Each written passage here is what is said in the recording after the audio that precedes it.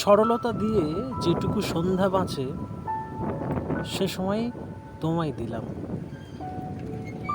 তোমার কালো শাড়ির আঁচলটা অঞ্জলি দেওয়ার পর আরও অনেক বেশি চুম্বন, ঠোঁটের মতো সরল রেখা। আজ কোনো ব্যস্ততা নেই বসন্তের দিগন্তে। শাক ঘন্টা বাজানো এমন পূর্ণিমায় তোমার চোখে চেয়ে দেখেছি রামচন্দ্রের অকাল বোধন।